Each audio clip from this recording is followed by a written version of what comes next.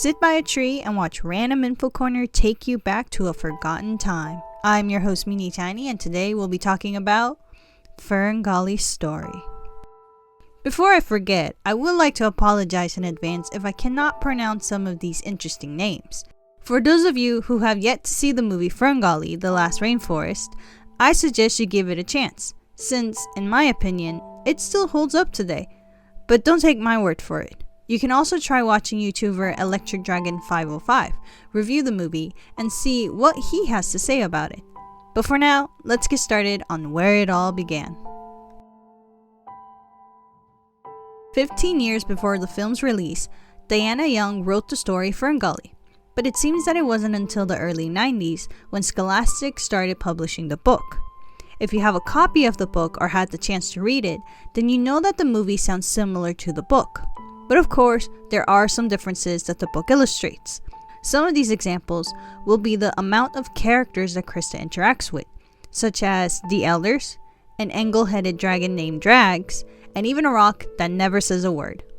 Not only that, it informs us that fairies coexist with elves, which our friend Pips just so happens to be. My last example would have to be hexes. Not trying to spoil the story, but the damage that hexes causes in the story is actually a lot darker than in the film. If you're interested in the book, I suggest getting your own copy, but if finding one proves to be difficult, then you can try YouTuber Son of Herodotus. He and his crew read the book and act out some of the character lines, especially Baddie Coda's rap. Although, I should remind you that the lyrics are not the same as in the movie. Let's actually switch over and see how the story and film were inspired.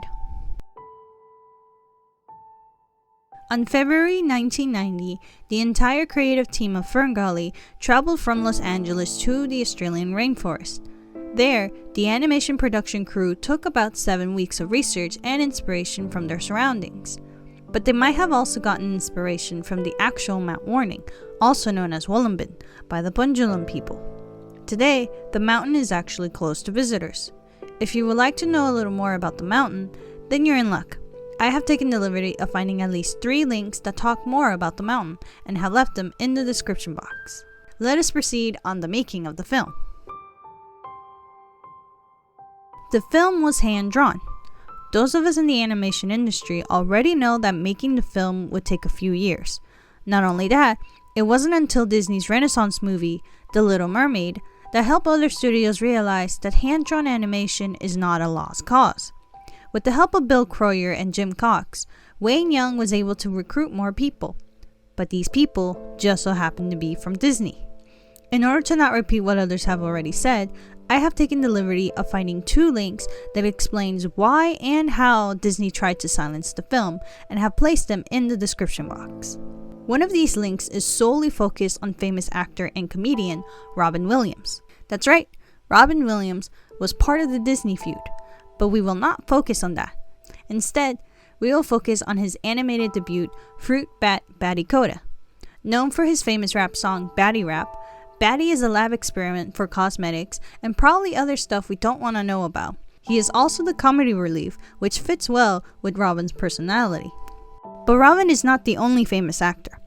Actor and singer Tim Curry played the antagonist Hexes. Hexes is the spirit of destruction. Once released from his imprisonment, he feeds off of oil, gas, and other poisons to the earth. He is also remembered by his famous song, Toxic Love. Speaking of songs, we also have rapper Tone Loc playing the part of Iguana. He is more of a secondary character and isn't really shown much in the film, but he is mentioned a lot in the book.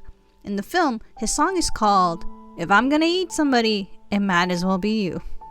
Some honorable mentions will have to be Samantha Mathis as Krista, Christian Slater as Pips, Jonathan Ward as Zach, and even Grace Zabriskie as Maggie. For the music score, we have Alan Silvestri, also known for his works in Who Framed Roger Rabbit and Back to the Future 3. Before we move on, I would like to point out the machine that is used in the film was actually done in 3D, including Baddie Coda's flying. But that's not all the computer animation. There was even digital ink and paint. But how did they do this? I have 2 links for that. One is an article and the other a video. check out the description box. With all of this being said, the film can finally be released. Or so you thought. The release date was actually supposed to be November 1991, but it was delayed to avoid competition with Disney's Beauty and the Beast. Thus, the new release date became April 10, 1992. Labeled as a moderate success, Ferngully actually grossed below expectations. This could be for many different reasons. The first is obvious. It wasn't a Disney film. People at the time were only interested in the bigger company. Even the other animated films that came out the same year did not reach the same appreciation as Disney's Aladdin. The second could be the message itself.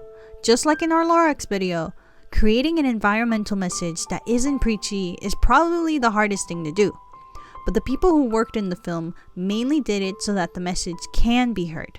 And it was.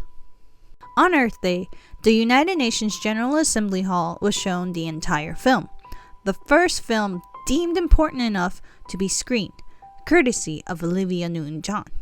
On top of this, when the Spanish dubbing was released, it earned the famous Spanish comedian Ángel Garo a spot in the Guinness World Record. He alone voiced every single character seen in the film. If you need reassurance, you can always look in the description box below. Share this knowledge with other people who might be interested. And remember, I got your back. This has been your host, Meanie Tiny, wishing you an environmental day.